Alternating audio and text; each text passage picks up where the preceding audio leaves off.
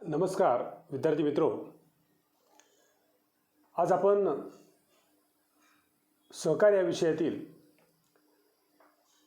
Banking क्षेत्रामध्ये कार्यरत असणाऱ्या ज्या विविध बँकांचा यापूर्वी आपण अभ्यास केला त्यामध्ये सर्वात महत्त्वाची बँक म्हणजे राज्य सहकारी बँक। मी डॉक्टर शेडगे दत्तात्रय भगवानराव, अर्थशास्त्र विभाग प्रमुख, प्राध्यापक संभाजीराव कदम महाविद्यालय देऊर, तालुका कोरेगाव, जिल्हा सातारा। विद्यार्थी मित्रहो, आज आपण राज्य सहकारी बँकांची भारतातली पार्श्वभूमी, त्यांची भूमिका, त्यांची उद्दिष्टे आणि कार्ये, राज्य सहकारी बँकांची प्रगती, राज्य सहकारी बँकांच्या समस्या, त्याबरोबर त्यांच्या उपाययोजना या घटकांचा अभ्यास आपण या प्रकरणामध्ये करणार आहोत। या ठिकाणी राज्य सहकारी बँकेची आवश्यकता आणि भूमिका स्पष्ट करताना एक बाब आपल्याला या ठिकाणी प्रामुख्याने मला आवर्जून स्पष्ट करावीशी वाटते। भारत हा कृषीप्रधान देश आहे। भारतासारख्या कृषीप्रधान देशामध्ये आजही ग्रामीण भागामध्ये राहणारी लोकसंख्या ही जवळपास 60% पेक्षा जास्ती आहे। या सर्व ग्रामीण भागामध्ये राहणाऱ्या लोकसंख्येचा प्रमुख व्यवसाय हा शेती असल्याचं आपल्याला स्पष्ट होतं। एकूणच काय, देशाच्या राष्ट्रीय उत्पन्नामध्ये शेती क्षेत्राचा वाटा हा कमी दिसत असला तरीसुद्धा रोजगाराच्या दृष्टिकोनातून आणि देशातल्या लोकांच्या अन्नधान्याची गरज भागवणारं प्रमुख क्षेत्र म्हणून पूर्वीपासूनच भारतातल्या कृषी क्षेत्राला अनन्यसाधारण असं महत्त्व प्राप्त झालेलं आपल्याला पाहायला मिळतं। रोजगाराच्या आणि बहुसंख्य लोकसंख्येचा भाग म्हणून ग्रामीण भागाकडे आपण पाहतो। त्यामुळे भारताची अर्थव्यवस्था एका अर्थाने ग्रामीण अर्थव्यवस्था किंवा शेती अर्थव्यवस्था म्हणून ओळखली जाते। शेती या उद्योग व्यवसायाच्या ठिकाणी मुळातच शेती हा व्यवसाय हा निसर्गाच्या अनियमिततेबरोबर चालत राहिल्याने शेतीतील उत्पन्नाच्या बाबतीमध्ये आपल्याला नियमितता दाखवता येत नाही किंवा नियमित उत्पन्न मिळेल याची खात्री देता येत नाही। अशा परिस्थितीमध्ये प्रत्येक उद्योग आणि व्यवसायाला ज्या पद्धतीनं भांडवलाची आवश्यकता असते, त्यामध्ये दीर्घ स्वरूपाचं भांडवल असेल किंवा अल्प मुदतीचं भांडवल असेल, यालाच आपण स्थिर स्वरूपाचं भांडवल आणि खेळते स्वरूपाचं भांडवल असे आपण म्हणतो। शेती व्यवसायाला सुद्धा अशाच स्वरूपाची भांडवलाची आवश्यकता आहे।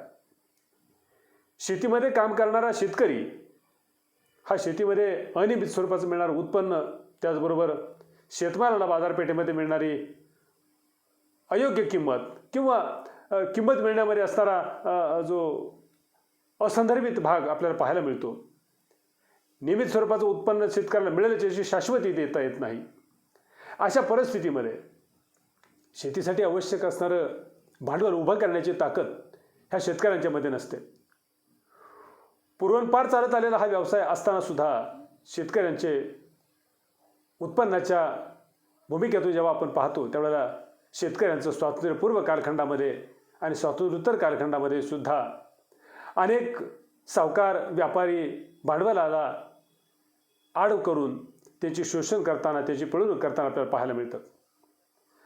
हीच पार्श्वभूमी डोळ्यापुढे ठेवून खरं तर भारतामध्ये सहकार सुरू झाला, तो शेतकऱ्यांना पतपुरवठा व्हावा या भूमिकेतून भारतामध्ये सहकार सुरू झाला। ब्रिटिश आमदानीमध्ये सहकाराची सुरुवात झाली। असं असलं तरी भारतामध्ये सहकाराची नेमकी गरज आपल्याला इथं स्पष्ट करावी लागेल। भारतामध्ये गरिबीचं प्रमाण मोठं आहे। ग्रामीण भागामध्ये राहणाऱ्या लोकसंख्येचं प्रमाण मोठं असल्याकारणाने त्यांचं उत्पन्न अल्प आहे, कमी उत्पन्न गटातील लोक आहेत, गरिबीचं प्रमाण मोठं आहे। आणि सहकार हा संघटन प्रकारच मुळात असा आहे की जो दुर्बलांचं संघटन म्हणून ओळखला जातो। सबल लोकांच्या बरोबरीनं दुर्बलांना घेऊन जाण्याचं काम हे सहकाराच्या माध्यमातून होतं. हे आपण सहकाराच्या विविध अभ्यासातून आपण पाहिलेलं आहे. शेतीला लागणाऱ्या विविध स्वरूपाच्या भांडवलाची पूर्तता करता यावी हा परंपरागत दृष्टीने अतिशय गांभीर्याने भेडसावत असलेला हा प्रश्न, ही समस्या भांडवलाच्या संदर्भातील शेतकऱ्यांना भेडसावत आलेली आपल्याला पाहायला मिळते. आणि याच दृष्टिकोनातून शेतीला प्रामुख्याने अल्प, मध्यम व दीर्घ मुदत स्वरूपाच्या कर्ज पुरवठ्याची पूर्तता करण्यासाठी सहकाराच्या माध्यमातून 1904 मध्ये प्राथमिक कृषी सहकारी पतपुरवठांच्या उभारणीकरिता किंवा स्थापनांकरिता भारतामध्ये 1904ला कायदा झाला आणि सहकाराची सुरुवात झाली. या बाबतीमध्ये असंही म्हणता येईल की भारतातली सहकाराची मुहूर्तमेढ ही शेतकऱ्यांना करावयाच्या पतपुरवठ्याच्या संस्थांच्या माध्यमातून झाली असं म्हणलं तर ते वावगं ठरणार नाही. आता आपण पुढे जाऊया की भारतातील सहकारी बँकांची रचना नेमकी कशा स्वरूपाची आहे. भारतामध्ये मगाशीच आपण उल्लेख केल्याप्रमाणे शेतीला अल्पमुदतीचा, मध्यम मुदतीचा आणि दीर्घ मुदतीच्या पतपुरवठ्याची आवश्यकता असते. कर्जाची ही गरज लक्षात घेऊनच भारतामध्ये सहकारी पतपुरवठा संस्था अस्तित्वात आल्या, बँका अस्तित्वात आल्या, हे आपल्याला या ठिकाणी नमूद करावं लागेल. अल्प आणि मध्यम स्वरूपाच्या वित्तपुरवठ्याची जबाबदारी काही संस्थांवरती सोपवली गेली. दीर्घ मुदतीच्या वित्तपुरवठ्याची जबाबदारी काही संस्थांवरती सोपवली गेली. आणि या दृष्टिकोनातून भारतामध्ये सहकारी संस्थांच्या माध्यमातून पतपुरवठा करणाऱ्या या 2 पातळ्यांवरची जबाबदारी विभागलेली आपल्याला या ठिकाणी पाहायला मिळते.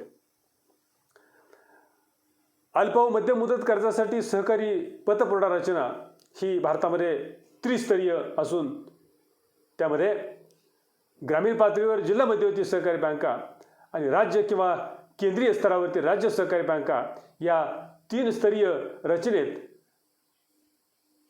सहभागी असणाऱ्या संस्थांच्या माध्यमातून शेतीला किंवा शेती क्षेत्राला पतपुरवठा केल्याचं आपल्याला पाहायला मिळतं. दुसऱ्या बाजूला कृषी क्षेत्रात दीर्घ मुदतीचा कर्ज पुरवठा करण्यासाठी प्राथमिक भूविकास बँका ज्या जिल्हा स्तरावरती काम करतात, त्याचबरोबर राज्य स्तरावर कार्य करणाऱ्या राज्य सहकारी भूविकास बँका ह्या निर्माण केल्या गेल्या.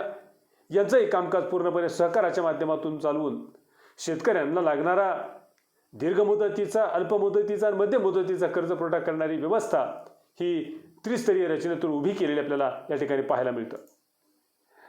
भारतातील सहकारी पतपुरवठा रचना ही खरं तर पिरॅमिडच्या आकाराची असते किंवा आहे असं आपल्याला या ठिकाणी स्पष्ट करावं लागेल.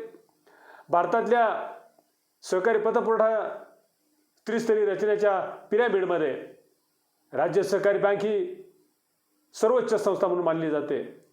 त्यानंतर राज्य सहकारी बँक आणि प्राथमिक कृषी सहकारी पतपुरवठा संस्था यांच्यामध्ये दुवा साधण्याचं काम जिल्हा मध्यवर्ती सहकारी बँका करतात, ज्या जिल्हा स्तरावरती काम करतात. आणि गाव पातळीवरती शेतकऱ्यांच्या जवळच्या मानल्या जाणाऱ्या प्राथमिक कृषी सहकारी पतपुरवठा संस्था या तळामध्ये किंवा या त्रिस्तरीय रचनेतल्या खालच्या बाजूला काम करताना आपल्याला पाहायला मिळतात. देशाच्या अर्थपुरवठ्याची गरज विचारात घेत असताना प्रामुख्याने ग्रामीण भागातील शेती व्यवसायाला अर्थपुरवठा व्हावा या भूमिकेतून त्रिस्तरीय रचना काम करते.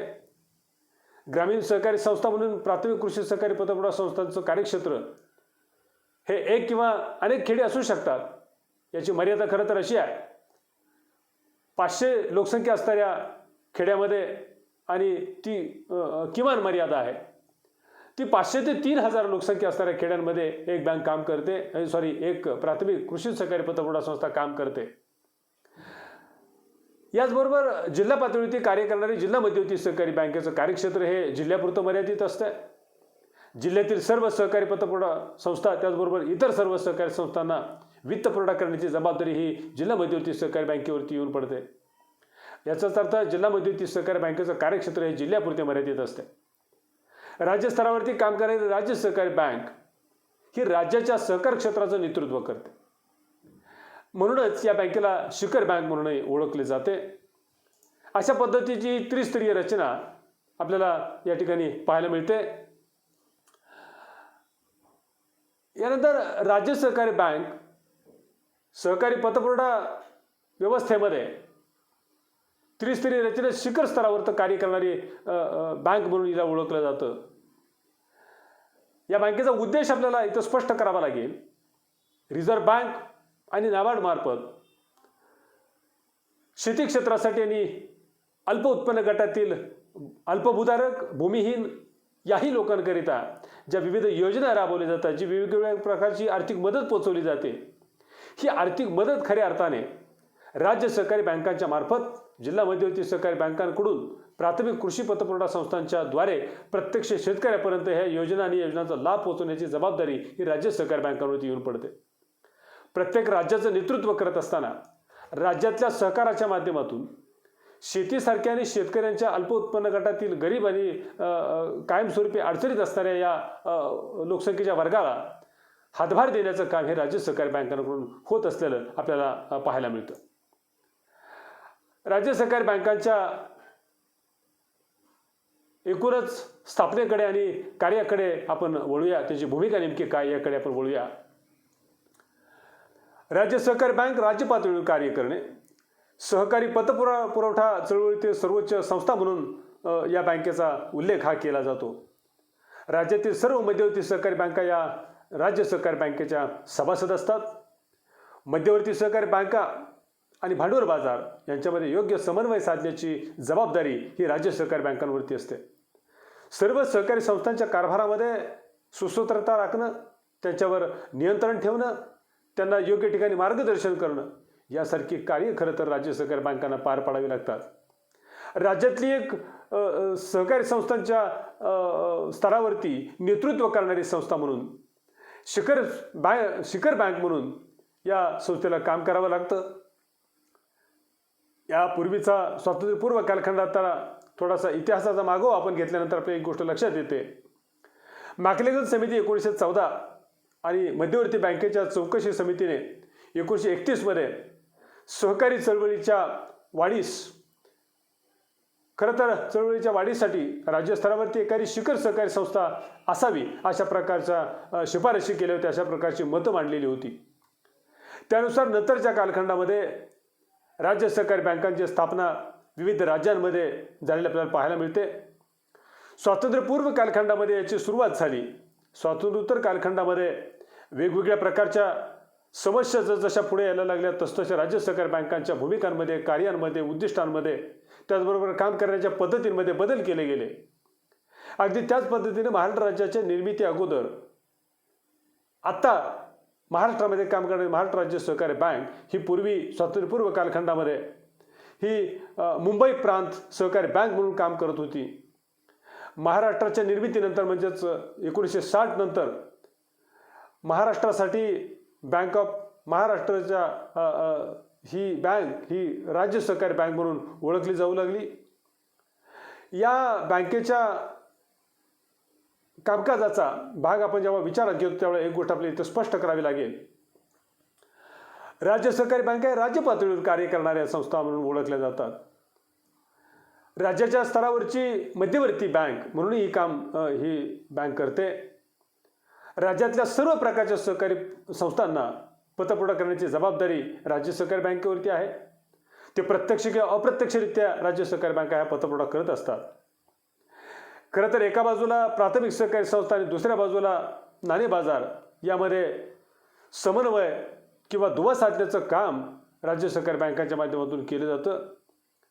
राज्यातील सर्व जिल्हा मध्यवर्ती सहकारी बँका या राज्य सहकारी बँकेच्या सभासद असतात.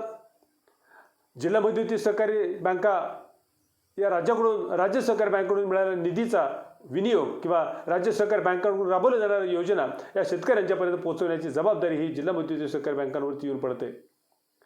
राज्य सहकारी बँक राज्यात असलेल्या सहकारी बँकांची शिखर बँक म्हणून काम करताना वेगवेगळ्या प्रकारची जबाबदारी या राज्य सहकारी बँकेला पार पाडावी लागते.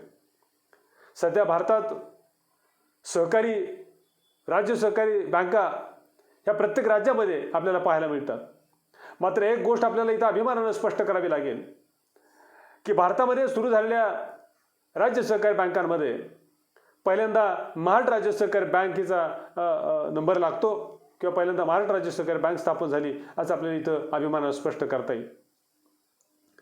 भारतात राज्य सहकारी बँका या फक्त ग्रामीण सहकारी पतपुरवठा चळवळीला मदत करणारी संस्था म्हणून काम करत नाहीत, तर या महाराष्ट्रातल्या किंवा वेगवेगळ्या राज्यामधल्या राज्य सहकारी बँका ह्या सहकारी चळवळीला उभारी देण्याचं काम, प्रोत्साहन देण्याचं काम ह्या शिखर संस्था म्हणून या बँका करत असल्याचं या ठिकाणी आपल्याला पाहायला मिळतं.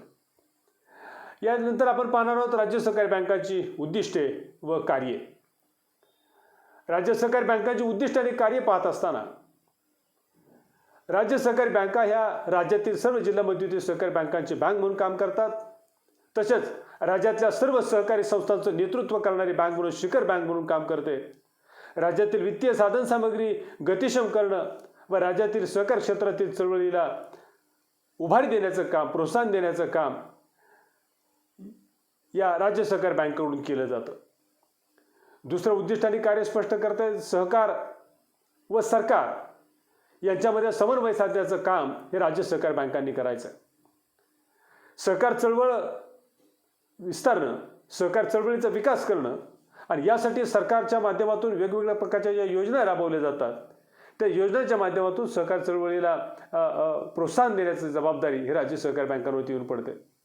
आणि म्हणून स्वाभाविकच सहकारी संस्था, राज्यातल्या सहकारी संस्था वेगवेगळ्या प्रकारच्या आणि त्यासाठी राज्य सरकारने राबवलेलं धोरण, सहकार चळवळीचा विकास करण्यासाठी स्वतः राज्य सहकारी बँकेने आखलेलं धोरण, या सर्व धोरणांच्या अंमलबजावणीची जबाबदारी राज्य सहकारी बँकेवरती येऊन पडते.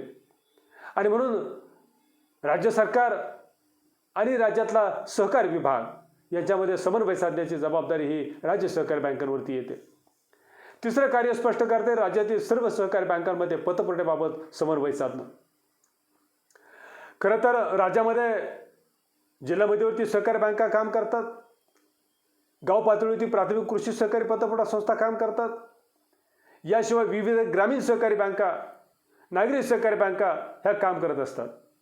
या सर्व बँकांच्या माध्यमातून या सर्व राज्यांमधल्या विविध प्रकारच्या सगळ्या सहकारी संस्थांना वित्तपुरवठा करण्याची जबाबदारी ज्या ज्या म्हणून बँकांनी पतपुरवठा संस्था पार पाडतात, या सर्व पतपुरवठा संस्थांच्या आणि बँकांमध्ये समन्वय साधण्याची जबाबदारी ही राज्य सहकारी बँकांवरती येऊन पडते. सहकार क्षेत्रातील पतपुरवठा संस्थांची बँक, सहकार क्षेत्रातील राज्यातील बँकांची बँक म्हणून राज्य सहकारी बँक काम करताना या ठिकाणी आपल्याला पाहायला मिळते. त्यानंतरचं पुढचं कार्य स्पष्ट करते राज्यातील सहकारी बँकांना विविध प्रकारचा कर्ज पुरवठा करणं.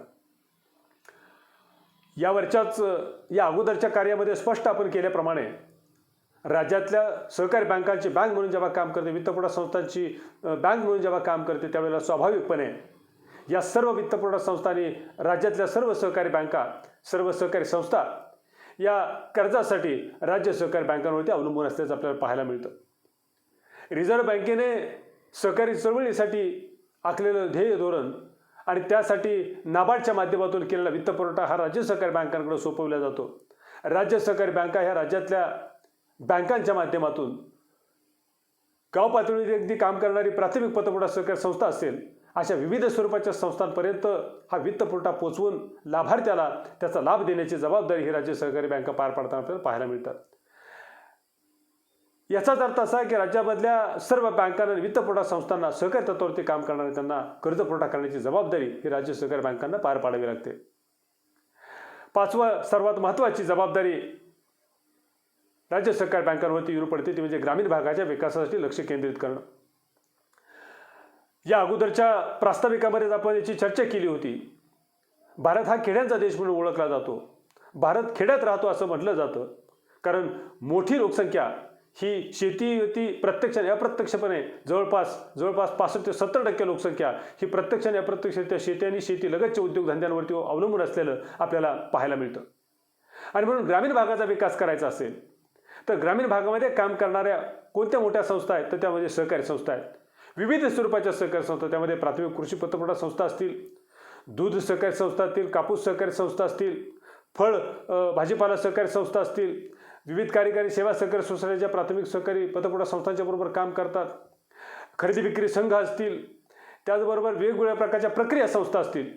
की ज्या ग्रामीण भागामध्ये उद्योग वाढवण्याचं काम करतायत, उद्योगांचा विकास करण्याचं काम करतायत, अशा विविध स्वरूपाच्या सहकारी संस्थांच्या माध्यमातून ग्रामीण भागाचा विकास साधण्याची जबाबदारी राज्यातली शिखर संस्था म्हणून खरं तर राज्य सहकारी बँकांवरती येऊन पडते. 6वं कार्य स्पष्ट करता येईल, निबंधकांच्या परवानगीने राज्य सहकारी बँका या पतपत्रे किंवा हमीपत्राची हमी देतात. राज्यातल्या सहकारी संस्थांची पत वाढवण्याचं काम राज्य सहकारी बँका करतात. राज्यातल्या सहकारी संस्थांना कुठून कर्ज उभं करायचं असेल किंवा कोणते व्यवहार करायचे असतील तर त्या ठिकाणी या सहकारी संस्थांच्या वतीनं पत हमी देण्याची जबाबदारी राज्य सहकारी बँका घेतात. त्याचबरोबर सहकारी संस्थांच्या माध्यमातून भांडवलाचा तुटवडा असताना तुर्तास व्यवहारांची पूर्तता करण्याकरता बऱ्याचदा मोठे व्यवहार पूर्ण करण्याकरता सहकारी संस्थांकडे भांडवलाची कमतरता असते आणि अशा परिस्थितीमध्ये तो व्यवहार पूर्ण करण्याची जबाबदारी राज्य सहकारी बँक घेते. यासाठी राज्य सहकारी बँका व्यवहार पूर्ततेची हमी देतात. म्हणजेच याचा अर्थ असा, निबंधकांच्या परवानगीने राज्याच्या सहकार क्षेत्रावरती निबंधकांचं नेतृत्व आहे, त्यांची परवानगी घेऊन राज्य सहकारी बँका या आपल्या सहकारी संस्थांना व्यवहारातील अडचणींच्या प्रसंगांमध्ये पतपत्रांची उपलब्धता करून देणं, हमीपत्राची आवश्यकता असेल त्या ठिकाणी हमीपत्र उपलब्ध करून देणं आणि या माध्यमातून सहकारी संस्थांना व्यवहारांच्या पूर्ततेकरिता एक प्रकारची अप्रत्यक्ष आर्थिक मदत करण्याची जबाबदारी राज्य सहकारी बँका पार पाडत असतात. यानंतरचं 7वं उद्दिष्ट आणि कार्य आपल्याला स्पष्ट करता येते म्हणजे जिल्हा मध्यवर्ती बँका, ग्रामीण पतपुरवठा सहकारी संस्था, ज्यांना आपण या ठिकाणी महाराष्ट्रामध्ये विविध कार्यकारी सेवा सहकारी सोसायट्या असं आपण म्हणतो, व वैयक्तिक कर्जदार यांच्यासाठी निरसन गृहाची व्यवस्था करण्याची जबाबदारी ही राज्य सहकारी बँका करतात. यावरच्या कार्यांमध्ये आपण उल्लेख केल्याप्रमाणे प्रत्येक राज्यातील सहकारी संस्थांची शिखर संस्था म्हणून, बँकांची बँक म्हणून काम करणारी ही संस्था आपल्या राज्यामध्ये असणाऱ्या बँकांच्या आणि वित्तपुरवठा संस्थांच्या वेगवेगळ्या प्रकारची पतसाधने, पतपत्र जे आहेत यांचे व्यवहार पूर्तता करण्याची जबाबदारी निरसन गृहाच्या माध्यमातून पूर्ण करताना आपल्याला पाहायला मिळतं. पुढचं कार्य स्पष्ट करता येते म्हणजे राज्य सहकारी बँका या जिल्हा मध्यवर्ती सहकारी बँकांचं पर्यवेक्षण आणि नियंत्रण, त्याचबरोबर मार्गदर्शन करण्याची जबाबदारी पार पाडतात. असे तिन्ही स्वरूपाची जबाबदारी पार पाडत असल्याने राज्य सहकारी बँका या मित्र, तत्वज्ञ आणि मार्गदर्शक म्हणून काम करतात हे आपल्याला या ठिकाणी आवर्जून स्पष्ट करावं लागेल. राज्य सहकारी बँका या फक्त बँकांना कर्ज पुरवठा करत नाहीत, तर दिलेला कर्ज पुरवठा योग्य रीतीने वापरला जातो की नाही, राज्यातल्या सर्व सहकारी संस्थांचे आर्थिक व्यवहार योग्य रीतीने चालले आहेत की नाही, राज्यातल्या सर्व सहकारी संस्था, बँका, वित्तपुरवठा संस्था आणि सर्व एकूणच सहकारी संस्था सहकार कायद्याप्रमाणे चालले आहेत की नाही, सहकार वाढवण्यासाठी आणि त्याचा विकास करण्यासाठी सहकारी संस्थांना मदत करण्याची जबाबदारी ही याच भूमिकेतनं मित्र म्हणून, मार्गदर्शक म्हणून, पर्यवेक्षक म्हणून ही राज्य सहकारी संस्था जबाबदारी पार पाडत असते. आणि 9वं कार्य आपल्याला या ठिकाणी स्पष्ट करता येईल, राज्यातील सहकारी चळवळीला प्रोत्साहन देणं.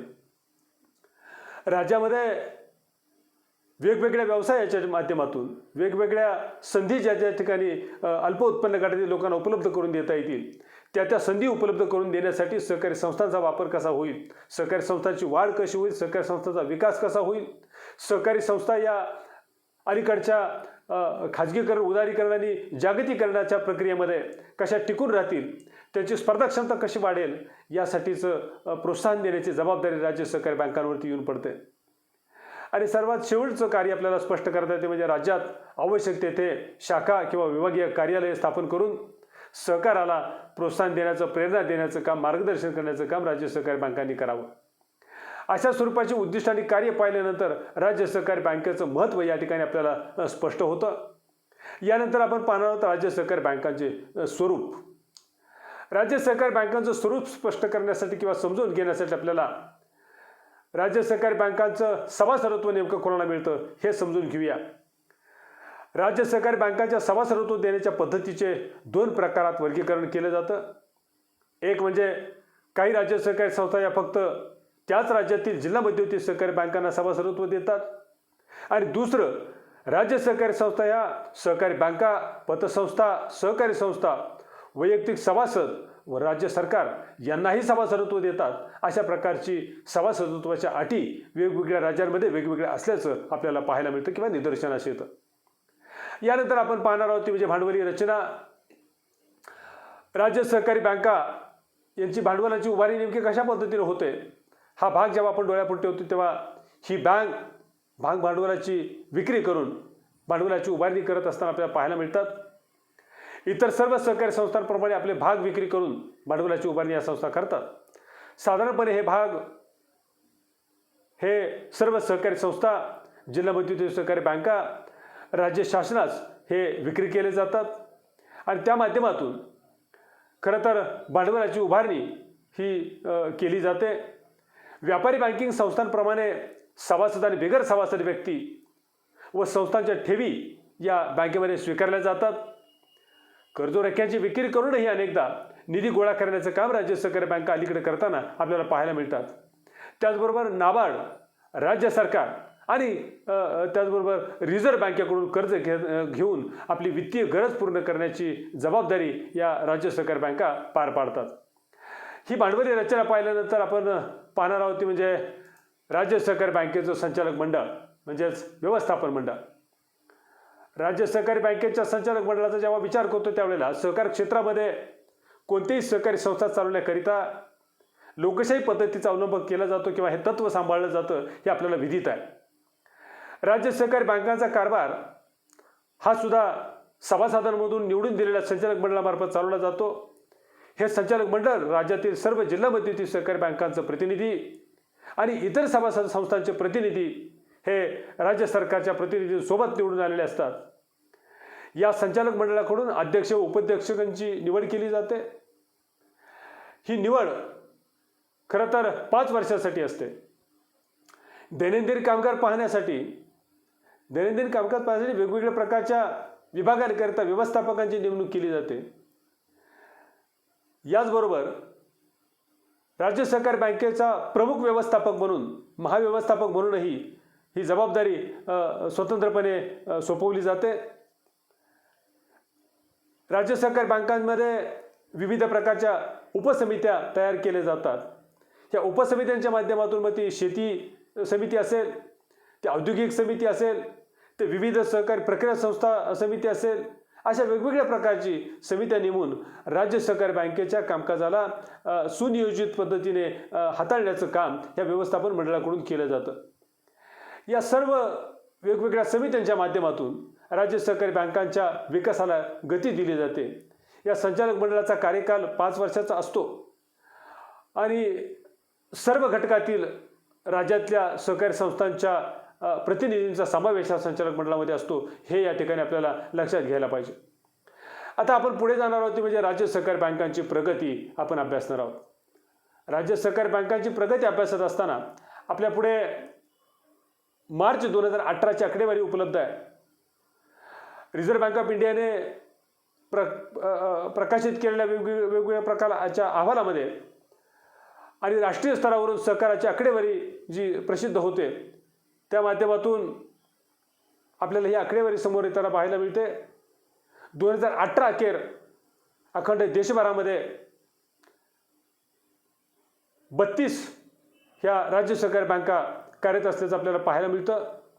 या 32 राज्य सहकारी बँकांच्या जवळपास 1219 शाखा वेगवेगळ्या ठिकाणी काम करताना आपल्याला पाहायला मिळतात.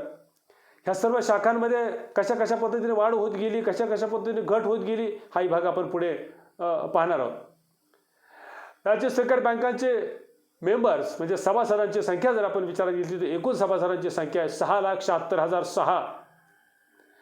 यामध्ये सहकारी संस्था सभासद आहेत, त्याचबरोबर इंडिव्हिज्युअल लेवलला आणि त्याचबरोबर गव्हर्नमेंटच्या काही आश्रित अशा स्वरूपाच्या गव्हर्नमेंट उपक्रमांमधल्या काही संस्था यासुद्धा या सहकारी संस्थेच्या राज्य सहकारी बँकेच्या सभासद राहिलेल्या आहेत. वेगवेगळ्या राज्यांमध्ये सभासदत्व देण्याची वेगवेगळी पद्धती आहे. या संस्थेचे स्वतःचे जे फंड्स आहेत यामध्ये भागभांडवलाचा उल्लेख प्रामुख्याने इथं केला जातो आणि तो म्हणजे 18,58,148 कोटी रुपयांचा निधी भांडवल म्हणून या संस्थांकडे आज उपलब्ध आहे. याचबरोबर या बँकांच्या कर्जाचा विषय जेव्हा आपण डोळ्यापुढे ठेवतो, ठेवींचा विषय जेव्हा डोळ्यापुढे ठेवतो त्यावेळी एक गोष्ट आपल्याला 2018च्या मार्च महिन्याअखेर या बँकांनी 1,20,60,60,424 रुपयाची डिपॉझिट आपल्याला गोळा केलेले पाहायला मिळतात. त्याचबरोबर जे कर्जदार आहेत, कर्ज जे दिलेलं आहे, हे कर्ज जवळपास 1,27,95,611 कोटी रुपयांचं कर्ज हे बँकांनी दिलेलं इथं आपल्याला पाहायला मिळतं. राज्य सहकारी बँकाच्या एवढ्या मोठ्या कर्जामधून थकबाकीचं प्रमाणही आपल्याला या ठिकाणी अधोरेखित केलेलं पाहायला मिळतं. आणि थकबाकीचं प्रमाण जर विचारात घेतलं तर आपल्या लक्षात येईल 1,27,10,714 कोटी रुपयांचं आउटस्टँडिंग थकबाकी असणारं कर्ज आपल्याला या ठिकाणी पाहायला मिळतं. म्हणजे जेवढं कर्ज वितरण वर्षामध्ये झालेलं आहे तेवढी थकबाकी या ठिकाणी आपल्याला जवळपास पाहायला मिळते. या राज्य सहकारी बँकांच्या मध्ये देशभरात एकूण 12,754 कर्मचारी काम करतात. अशा प्रकारची आकडेवारी आपल्याला या ठिकाणी पाहायला मिळते. यानंतर आपण तपशीलवार राज्य सहकारी बँकांची देशभरातल्या प्रगतीचा आढावा या ठिकाणी आपण घेणार आहोत. या आपल्या समोरच्या आलेखामध्ये आपल्याला स्पष्टपणे इथं दाखवण्याचा प्रयत्न केला आहे की देशभरामध्ये राज्य सहकारी बँकांच्या शाखांचा विस्तार हा कशा पद्धतीने होत गेलेला आहे. आपल्या डोळ्यासमोर 2008-09 ते 2017-18 या 10 वर्षातला आलेख आपल्यासमोर मांडण्याचा प्रयत्न केला आहे. एक गोष्ट आपल्याला या आलेखावरून स्पष्ट होईल की राज्य सहकारी बँकांच्या शाखांमध्ये फार मोठा चढउतार आपल्याला या ठिकाणी पाहायला मिळत नाही. 2008-09 पासून अगदी संत गतीने राज्य सहकारी बँकांच्या शाखांमध्ये वाढ होत गेलेली पाहायला मिळते. मात्र हे तपशिलाच्या माध्यमातून आपण इथं पाहूया. राज्य सहकारी बँकांच्या आकडेवारीचा शाखाचा जेव्हा विचार आपण करतो त्यावेळेला 2008-09च्या तुलनेमध्ये 2009-10 मध्ये जो समोर टेबल आपल्याला दिसतो त्यामध्ये 2.32% वाढ झाली. 2011-12 मध्ये 1.28% वाढ झाली. 11-12 मध्ये 1.85% वाढ झाली. अशी वाढ होत जात 2017-18 मध्ये राज्य सहकारी बँकांच्या शाखांमध्ये ही घट झालेली आपल्याला शेवटी पाहायला मिळते. 2015-16 पर्यंत 3.27% इतकी वाढ आपल्याला नोंदवलेली पाहायला मिळते. मात्र 16-17 मध्ये राज्य सहकारी बँकांच्या शाखांमध्ये आपल्याला थोड्याशा प्रमाणात वाढ होते आणि 17-18 मध्ये अगदी अल्पशा प्रमाणामध्ये वाढ होते. ती म्हणजे 2.48% अनुक्रमे आणि 1.84%. 2008-09च्या तुलनेमध्ये 17-18ची तुलना आपण 10 वर्षातली जर आपण या ठिकाणी डोळ्यापुढे ठेवली तर एक गोष्ट आपल्या लक्षात येते की 992 शाखांवरून 1,219 शाखा झाल्या आणि ही वाढ म्हणजे 22.88% वाढ या ठिकाणी आपल्याला दिसून येते. यानंतर आपण पाहणार आहोत ती म्हणजे राज्य सहकारी बँकांच्या सभासदांमध्ये झालेली वाढ. राज्य सहकारी बँकांच्या सभासदांमध्ये झालेली वाढ हिचा आलेख मात्र आपल्या डोळ्यापुढे जेव्हा येतो त्यावेळेला समोर चित्र आपल्याला दिसतं की हा आलेख हे स्तंभ दरवर्षी अतिशय व्हायब्रंट झालेले, अतिशय खालीवर होत असल्याचे आपल्याला पाहायला मिळतात. आणि ह्याचा तपशील पाहताना आपल्याला टेबलचा आधार घ्यावा लागेल. त्यामध्ये एक गोष्ट स्पष्ट होते की 8-9 मध्ये राज्य सहकारी बँकेचे 2,07,72 इतके सभासद होते. 2017-18 अखेर 6,76,006 इतके सभासद आहेत. ही वाढ विचारात घेत असताना दरवर्षी म्हणजे 2008-09च्या तुलनेमध्ये 9-10ला 64.77% सभासदांची वाढ झाली. मात्र पुढच्याच 2010-11 मध्ये मायनसमध्ये सभासद संख्येची वाढ आपल्याला गेलेली पाहायला मिळते. ती म्हणजे 40.87% ही मायनस वाढ आपल्याला पाहायला मिळते. तदनंतर पुढे 11-12 मध्ये पुन्हा 8.32% ती वाढ झाली. 12-13 मध्ये चांगली वाढ झाली ती म्हणजे 33.63%. पुन्हा एकदा 2013-14 मध्ये ही सभासदांची संख्या घटलेली आपल्याला बघायला मिळते. ती म्हणजे -0.43%. तदनंतर 14-15 मध्ये पुन्हा सभासदांची संख्या चांगली वाढली. ती 64.12% इतकी वाढली. 15-16ला ती पुन्हा कमी झाली. 16-17ला थोडीशी पुन्हा वाढली आणि 17-18ला पुन्हा ती -24.73% झालेली आपल्याला बघायला मिळते. असं फार मोठे चढ उतार सभासदांच्या संख्येमध्ये देशभर आपल्याला या राज्य सहकारी बँकांच्या झालेले पाहायला मिळतात. राज्य सहकारी बँकांच्या 2008-09च्या तुलनेमध्ये 17-18ची वाढ जर आपण विचारात घेतली तर ती 236.70% वाढ सभासदांमध्ये झालेली या ठिकाणी आपल्याला पाहायला मिळते. हा सगळा लेखाजोखा बघितल्यानंतर आपल्याला एक गोष्ट लक्षात घ्यावी लागेल ती म्हणजे राज्य सहकारी बँकांचं भागभांडवल.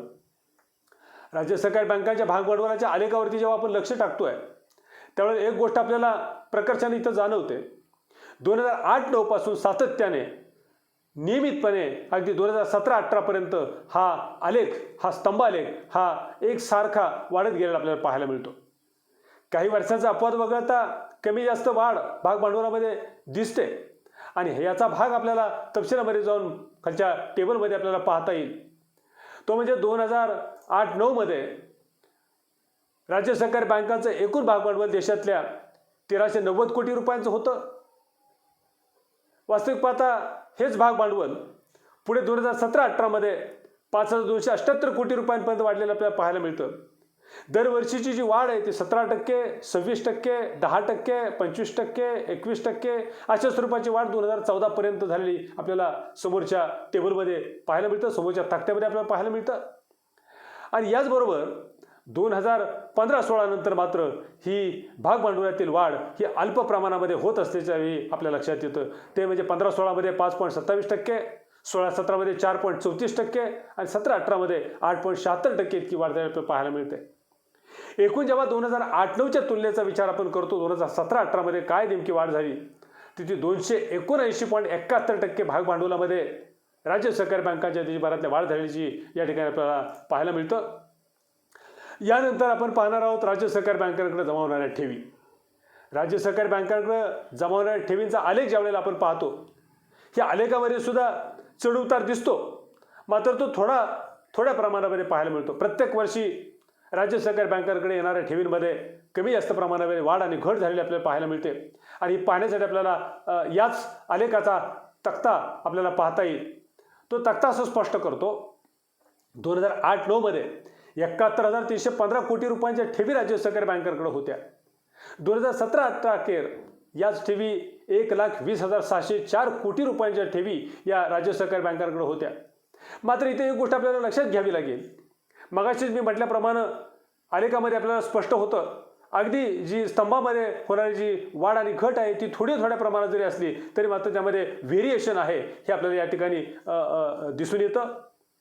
2009-10 मध्ये 18% वाढ आहे, जवळपास 19%, 18.96% म्हणजे 19% वाढ आहे. परंतु लगेच 2010-11 मध्ये -3.88% घट झालेली आपल्याला पाहायला मिळते. 11-12 मध्ये पुन्हा 6.11% वाढलं, पुन्हा 12-13 मध्ये 3.75% घट झालेली बघायला मिळते. 13-14 मध्ये 13.42% इतकी वाढ झाली. 14-15 मध्ये पुन्हा मायनसमध्ये ह्या ठेवी गेलेल्या आपल्याला पाहायला मिळतात, ते म्हणजे 1.17%. पुन्हा 15-16 मध्ये 4.10% वाढ आहे. 16-17 मध्ये 15.98% वाढ आहे. मात्र 17-18 मध्ये पुन्हा एकदा ठेवींमध्ये मागच्या वर्षीच्या तुलनेमध्ये ही जी वाढ आपण सांगतोय, घट आपण सांगतोय, ही लगतच्या वर्षामध्ये तुलना करून आलेली वाढ किंवा घट आपण इथं नोंदवलेली आहे. 16-17च्या तुलनेमध्ये 17-18 मध्ये -0.90% घट ठेवींमध्ये झालेली या ठिकाणी आपल्याला पाहायला मिळते.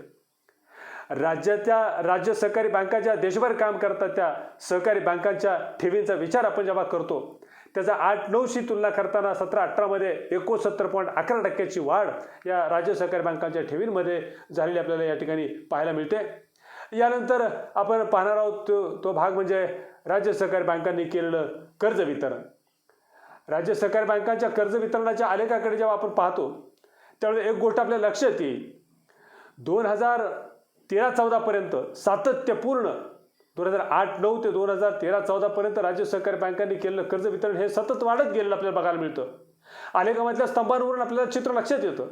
त्यानंतर मात्र 14-15 मध्ये कर्ज वितरण कमी झालं, पुन्हा 15-16 मध्ये वाढलेलं दिसतं, 16-17 मध्ये अल्प प्रमाणामध्ये वाढलेलं आहे आणि 17-18 मध्ये सुद्धा अल्प प्रमाणामध्ये वाढलेलं दिसून येतं. परंतु ही वाढ नेमकी किती आहे हे आपल्याला सोबतच्या तक्त्यावरून स्पष्ट करता येईल. राज्य सहकारी बँकांनी 2008-9 मध्ये 51,866 कोटी रुपयांचं कर्ज वितरण केलेलं होतं. 17-18 मधली जर आकडेवारी आपण विचारात घेतली तर ती आहे 1,27,956 कोटी रुपयांचं कर्ज हे या बँकांनी वितरण केलेलं आपल्याला पाहायला मिळतं. या कर्ज वितरणामधली वाढ जर आपण विचारात घेतली तर दरवर्षी प्रत्येक पाठीमागच्या वर्षाची तुलना करताना दर पुढच्या वर्षामध्ये आपण जेव्हा विचार करतो त्यावेळेस 9-10 मध्ये 59,784 कोटी रुपयाचं कर्ज जेव्हा वाढले त्यावेळेला 15.27% ही वाढ होती. 10-11 मध्ये 14.55% वाढ होती. 11-12 मध्ये 19% वाढ होती. 12-13 मध्ये 10.35% वाढ होती. 13-14 मध्ये सुद्धा 22.51 वाढ होती. मात्र मगाशी आपण स्तंभालेखामध्ये बघितल्या पद्धतीने 14-15 साली जो स्तंभ खाली दिसतो आपल्याला त्या स्तंभाचा भाग आपल्याला या ठिकाणी पाहायला मिळतो तो म्हणजे सन 2014-15मध्ये -2.7% इतकी घट कर्ज वितरणामध्ये झाल्याचं आपल्याला बाजूच्या तक्त्यामध्ये पाहायला मिळतं. 2015-16मध्ये पुन्हा हे कर्ज वितरण वाढलं, ते 12.66% वाढलं.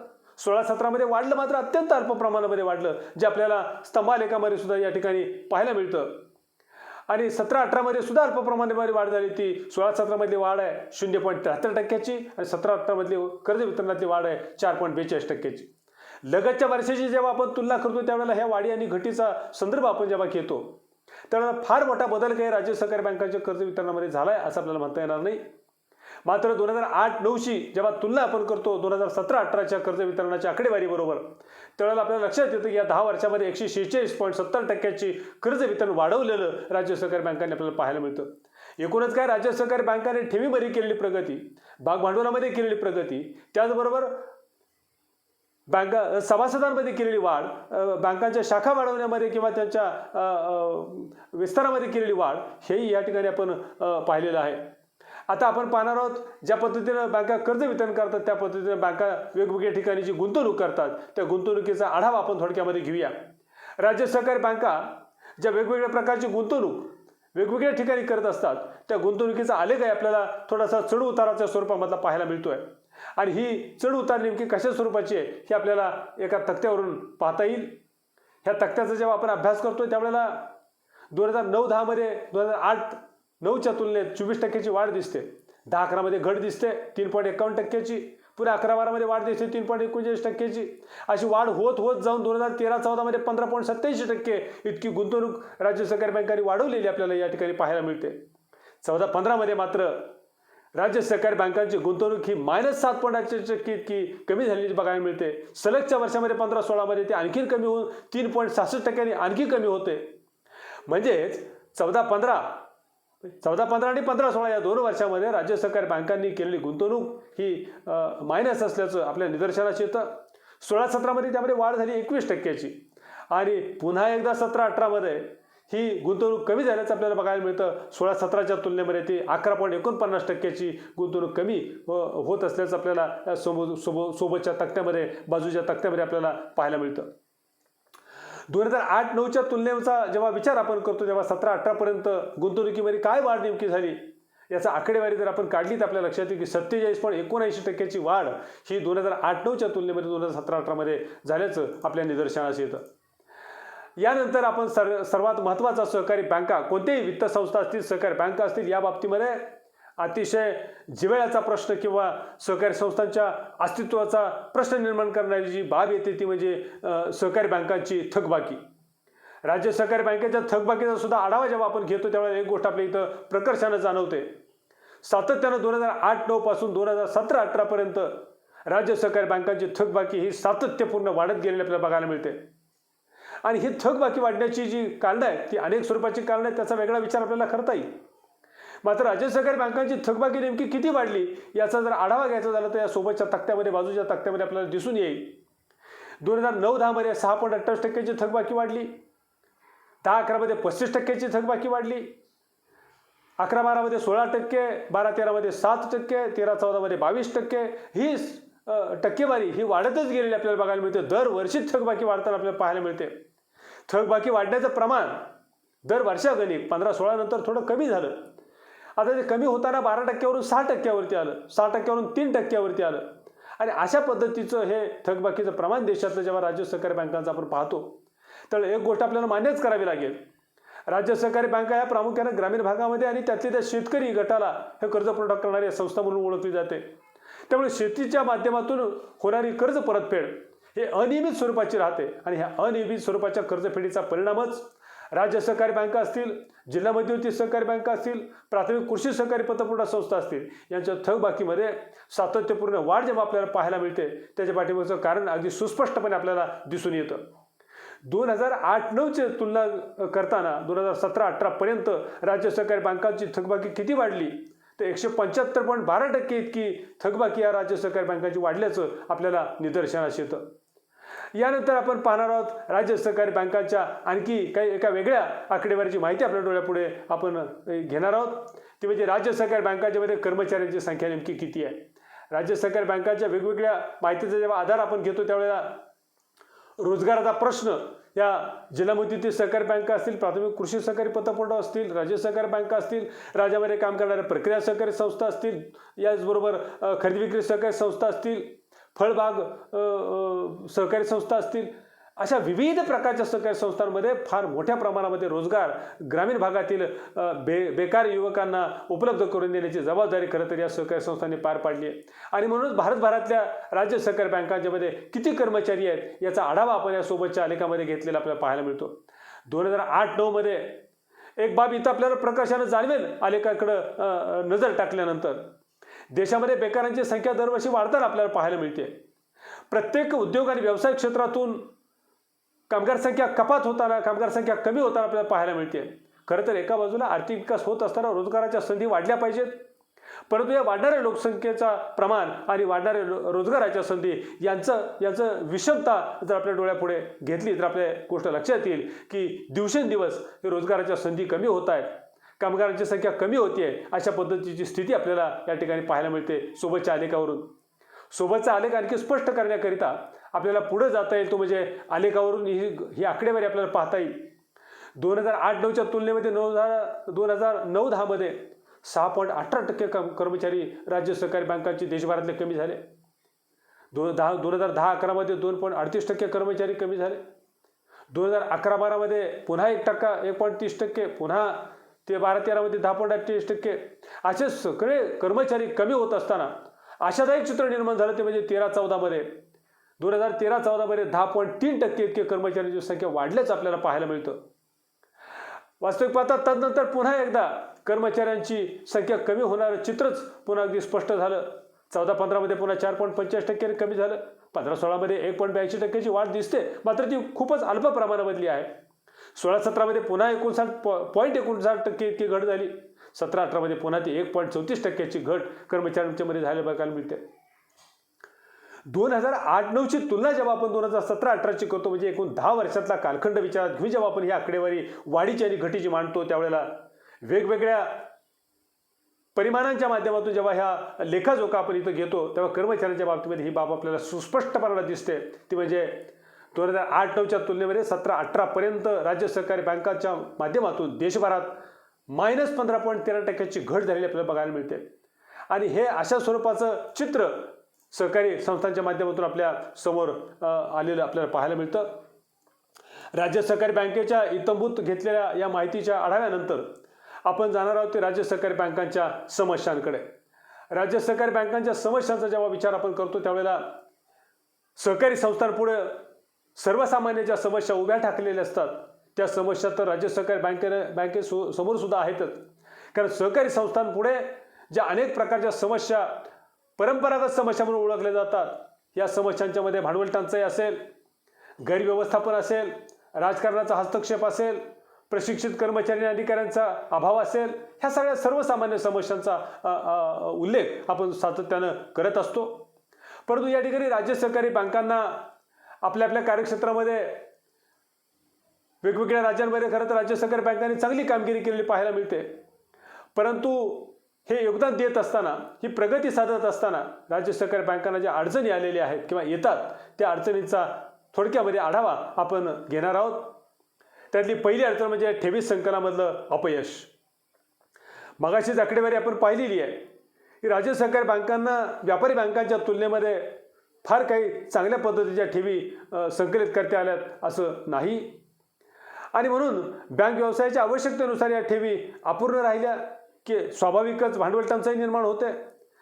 सभासद व इतर वर्गाकडून ठेवी वाढवण्यामध्ये राज्य सहकारी बँकेला अपयश आलेलं आपल्याला बघायला मिळतं.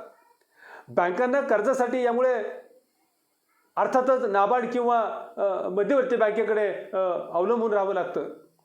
आणि म्हणूनच राज्य सहकारी बँकांच्या विकासावरती याचा विपरीत परिणाम होताना आपल्याला पाहायला मिळतं.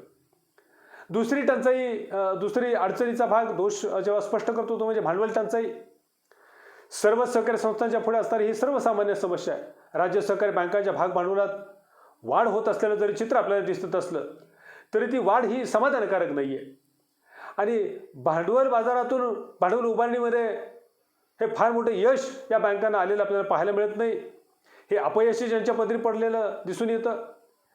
बँकांनी आर्थिकदृष्ट्या सक्षम होण्यासाठी खरं तर समाधानकारक प्रयत्नही केलेला आपल्याला निदर्शनास येत नाही. ज्या पद्धतीने वेगवेगळ्या प्रकारच्या खाजगी व्यापारी बँका भांडवल बाजारातून भांडवलाची उभारणी करताना पाहायला मिळतात, तशा प्रकारचे प्रयत्न राज्य सहकारी बँकांकडून होताना आपल्याला पाहायला मिळत नाही. आणि म्हणून राज्य सहकारी बँकांना भांडवलाच्या टंचाईच्या साठी कायमस्वरूपी नाबार्डकडून कर्ज घेण्याशिवाय पर्याय उरत नाही. त्यामुळे राज्य सहकारी बँकांचं अवलंबित्व वाढतं. सभासदांना कर्ज पुरवठा करताना भांडवल टंचाई निर्माण झाल्यामुळे योग्य वेळी आणि पुरेशा भांडवलाचा पुरवठा हा जिल्हा मध्यवर्ती सहकारी बँका आणि जिल्हा मध्यवर्ती सहकारी बँकांच्या माध्यमातून हा शेतकऱ्यांच्यापर्यंत पोहोचवण्यासाठी या बँका कमी पडतात, असं चित्र आपल्याला या ठिकाणी पाहायला मिळतं. तिसरा दोष आपल्याला, तिसरी अडचण आपल्याला स्पष्ट करायला ती म्हणजे गुंतवणुकीचा अभाव. राज्य सहकारी बँका गुंतवणूकविषयक धोरण योग्य पद्धतीनं आखत नाहीत. त्याचं धोरण बहुतांश वेळा राजकीय दबावाला बळी पडणारं पाहायला मिळतं. सर्वच राजकीय पुढाऱ्यांनी वेगवेगळ्या सहकारी संस्थांवरती कब्जा केल्याचं आपल्याला निदर्शनास येतं. त्यामुळं राजकीय हेतूने बऱ्याचदा गुंतवणुकींच्याकडे प्रभाव टाकला जातो आणि त्याचाच परिणाम म्हणून राज्य सहकारी बँकांना विविध राज्यातल्या प्रचंड नुकसान सहन करावं लागलेलं आपल्याला चित्र हे पाहायला मिळतं. पुढे आपण पाहणार आहोत पुढची अडचण ती म्हणजे थकबाकी व्यवहारामध्ये वाढ. राज्य सहकारी बँकांच्या थकबाकीमध्ये वाढ झाली आहे. मगाच्या आलेखामध्ये आणि तक्त्यावरून आपण स्पष्ट केलेलं आहे. कर्ज व्यवहारामधल्या तांत्रिक अडचणी, सदोष कर्ज व्यवहार, कर्ज वापराकडे दुर्लक्ष, कर्ज वसुलीचे अपुरे प्रयत्न आणि राजकीय हस्तक्षेप अशा विविध स्वरूपाच्या कारणांमुळे खरं तर राज्यातल्या इतर सहकारी बँकांचं जसं थकबाकीचं प्रमाण वाढलेलं आहे तसंच राज्य सहकारी बँकांचं सुद्धा थकबाकीचं प्रमाण वाढलेलं या ठिकाणी आपल्याला पाहायला मिळतं. थकबाकीचं प्रमाण जर आपण विचारात घेतलं तर 2017-18 मध्ये थकबाकीचं प्रमाण मागच्या आलेखामध्ये आपण जेव्हा पाहिलं तेव्हा प्रचंड प्रमाणातली थकबाकी ही वाढत गेलेली आपल्याला पाहायला मिळते. आज जवळपास सहकारी बँकांकडे 35% थकबाकी ही पाहायला मिळते. एकूण कर्ज वितरणातील 35% निधी हा थकबाकीमध्ये अडकून पडलेला आपल्याला पाहायला मिळतो. या सर्व अडचणींचा आणि समस्याचा विचार जेव्हा आपण करतो, दोषाचा विचार जेव्हा करतो, तेव्हा पुढचा महत्त्वाचा दोष आणखी एक समोर आपल्याला येतो, तो म्हणजे अप्रभावी पर्यवेक्षण व नियंत्रण. खाजगी संस्थांमध्ये ज्या पद्धतीची यंत्रणा उभी केली जाते तशा पद्धतीची यंत्रणा सहकारी तत्वावरती सुरू असणाऱ्या सहकारी संस्थांमध्ये राबवली जात नाही आणि तोच अनुभव राज्य सहकारी बँकांच्या ठिकाणी सुद्धा आपल्याला आपल्याला पाहायला मिळतो.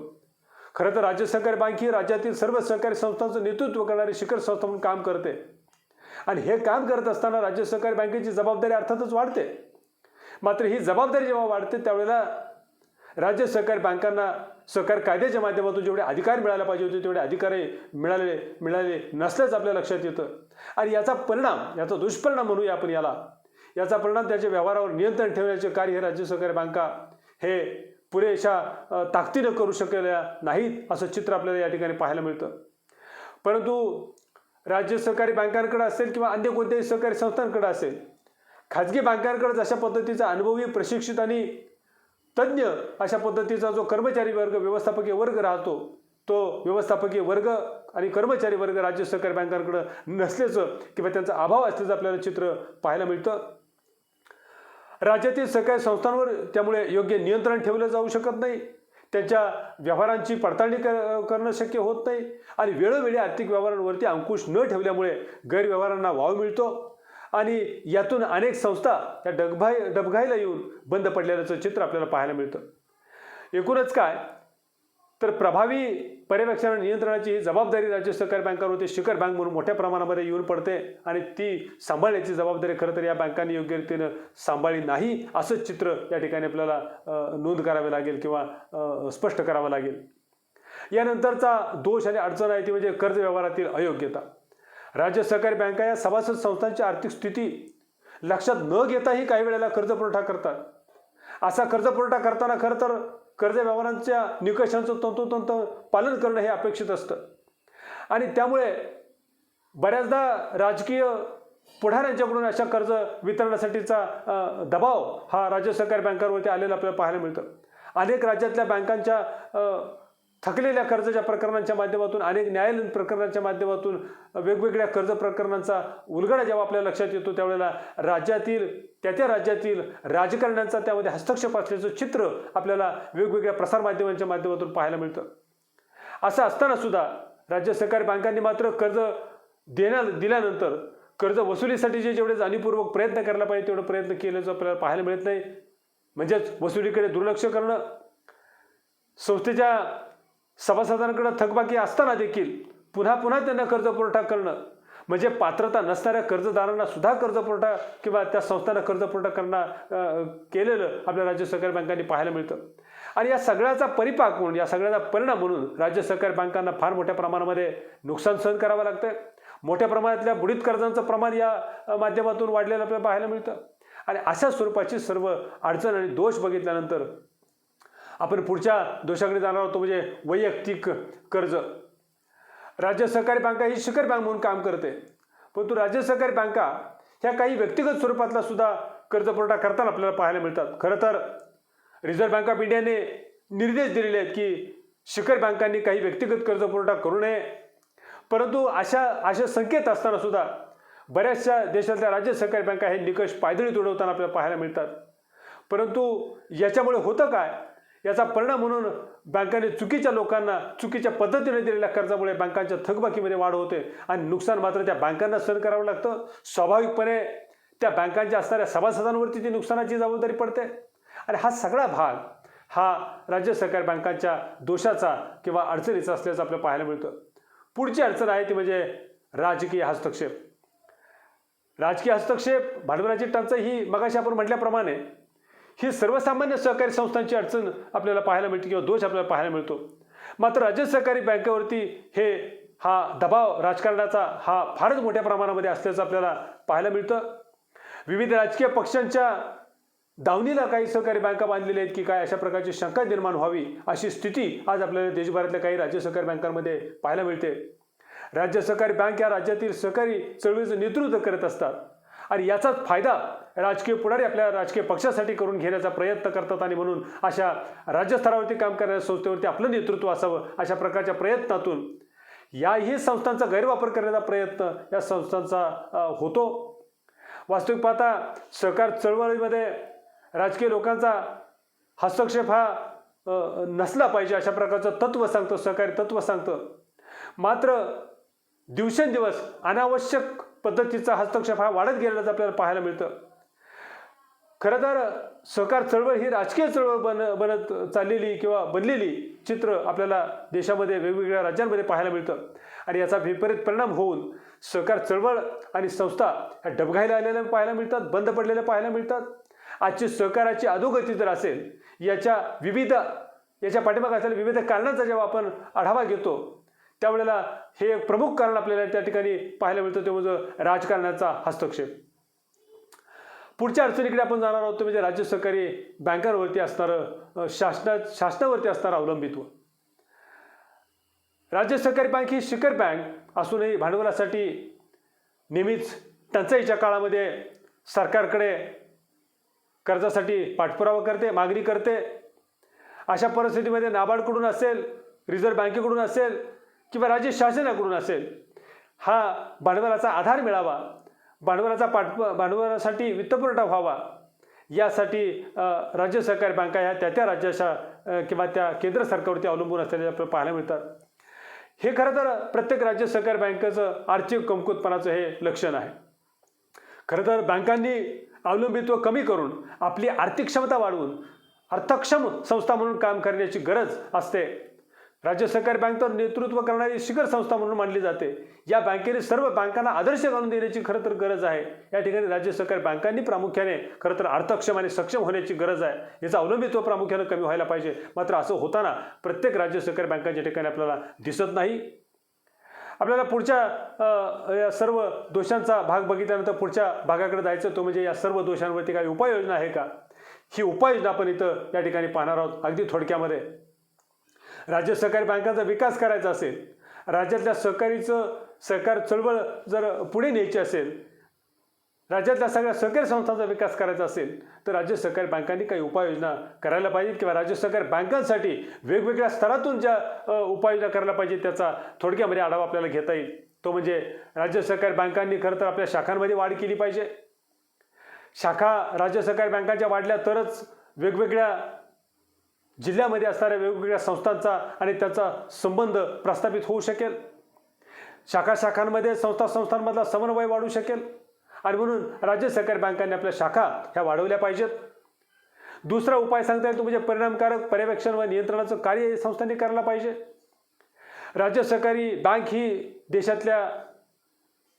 राज्यातल्या विविध सहकारी संस्थांचं नेतृत्व करणारी संस्था म्हणून काम करतात. त्यामुळे मगाशीच आपण पाहिलेल्या अडचणीमध्ये आणि दोषामध्ये राज्य सहकारी बँकांचं पर्यवेक्षण हे अतिशय काटेकोरपणे असलं पाहिजे. प्रत्येक आर्थिक व्यवहारावरती बँकांचं नियंत्रण असलं पाहिजे.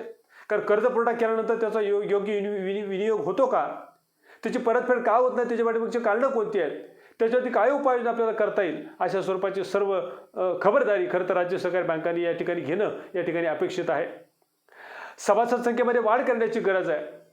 देशामध्ये राज्य सहकारी बँका ह्या जर खऱ्या अर्थानं सक्षम करायच्या असतील तर सभासद वाढले पाहिजेत. नुसते सभासद वाढून चालणार नाही तर सभासदांचा बँकांच्या कामकाजामधला प्रत्यक्ष सहभाग वाढला पाहिजे. आणि याकरिता पुढचा उपाययोजना आपण स्पष्ट करतो ते म्हणजे राज्य सहकारी बँकांमध्ये असणारा कर्मचारी वर्ग, असणारा अधिकारी वर्ग हा खाजगी बँकांप्रमाणे अनुभवी प्रशिक्षित असा कर्मचारी वर्ग असला पाहिजे. राज्य सहकारी बँकांच्या संचालक मंडळावरती काम करणारे जे संचालक मंडळ आहे यांच्याकडे सुद्धा बँकिंग क्षेत्राचं नॉलेज, बँकिंग क्षेत्राचं ज्ञान असलं पाहिजे. तरच खरं तर राज्य सहकारी बँका असतील किंवा जिल्हा मध्यवर्ती सहकारी बँका असतील यांचा विकास सहज शक्य आहे. पुढे जर आपल्याला उपाययोजनेचा विशेष भाग बघता आला तर तो म्हणजे राज्य सहकारी बँकांना खरं तर कायद्याच्या माध्यमातून विशेषाधिकार देणं आवश्यक आहे. शिखर बँक म्हणून जेव्हा फार मोठ्या अपेक्षा राज्य सहकारी बँकेकडून आपण ठेवतो त्यावेळेला या अपेक्षांच्या पूर्ततेसाठीचे काही अधिकार हे सुद्धा जबाबदारी सोपवल्यानंतर अधिकार दिल्याशिवाय त्या जबाबदाऱ्यांची पूर्तता करता येत नाही हा नियम आहे. आणि म्हणून राज्य सहकारी कायद्यांच्या माध्यमातून त्या राज्य सहकारी बँकांना काही अधिकार दिले तर निश्चितपणे या बँका प्रभावी पर्यवेक्षण आणि नियंत्रणाची जबाबदारी पार पाडतील आणि सहकारी संस्थांना एक ज्याला म्हणूया दिशा देतील, एक प्रकारची शिस्त लावण्याचं काम ह्या राज्य सहकारी बँका करतील. नव्याने संचालक मंडळाची निवड करत असताना संचालक मंडळामध्ये सुशिक्षित, प्रशिक्षित, ज्ञानी, व्यावसायिक ज्ञान असणारी मंडळी बँकिंग क्षेत्रातील जर या संचालक मंडळावरती आली तर निश्चितपणे नव्याने येणाऱ्या संचालक मंडळामध्ये निवड करत असताना सभासद संस्थांनी सुद्धा या गोष्टीची खबरदारी या ठिकाणी घेणं अपेक्षित आहे. राज्य सहकारी बँकांनी खरं तर मध्यम मुदतीच्या कर्जपुरवठ्याची पूर्तता ही करण्याची गरज व्यक्त केली जाते. कारण राज्य सहकारी बँका, जिल्हा मध्यवर्ती बँक आणि प्राथमिक कृषी पतपुरवठा संस्थांच्या माध्यमातून शेतकऱ्यांनी शेती लगतच्या पूरक व्यवसायांना जेव्हा अर्थपुरवठा केला जातो त्यावेळेला मध्यम स्वरूपाच्या कर्जपुरवठ्याची, अल्पमुदतीच्या कर्जपुरवठ्याची आवश्यकता असते. आणि हा कर्जपुरवठा हा राज्य सहकारी बँकांनी योग्य वेळी आणि पुरेशा प्रमाणामध्ये उपलब्ध करून द्यावा. त्यानंतरची पुढची उपाययोजना स्पष्ट केली जाते ती म्हणजे राज्य शासनाने राज्य सहकारी बँकांना आर्थिक सहाय्य करावं, मदत करावी. प्रत्येक राज्य सरकारला जर त्या राज्यामधला आर्थिक विकास साधायचा असेल तर आर्थिक विकास साधण्याकरिता त्या राज्यामध्ये असणारी राज्य सहकारी बँकेची शिखर संस्था आहे त्या संस्थेच्या माध्यमातून लोकांच्या खेड्यापर्यंत, गावापर्यंत सहकारी संस्था नेऊन लाभार्थ्यांना योग्य रीतीने त्याचा लाभ मिळवून देण्याची जबाबदारी खरं तर राज्य सरकार ही राज्य सहकारी बँकांच्या माध्यमातून पार पाडू शकतं. आणि यासाठी राज्य शासनाने वेळोवेळी राज्य सहकारी बँकांच्या अडचणी काय आहेत त्या समजावून घेऊन त्या अडचणी सोडवण्याचा प्रयत्न हे त्या राज्य शासनाने करणं गरजेचं आहे. याचबरोबर राज्य सहकारी बँकांनी कर्ज वितरणाबरोबरच वेगवेगळ्या प्रकारच्या गुंतवणुकी वाढवल्या पाहिजेत. अशा प्रकारच्या गुंतवणुकीतून जास्तीत जास्त उत्पन्न मिळवून बँकिंग व्यवसायाच्या वेगवेगळ्या प्रकारच्या सेवा सुविधा राज्य सहकारी बँकांनी उपलब्ध करून देणं गरजेचं आहे.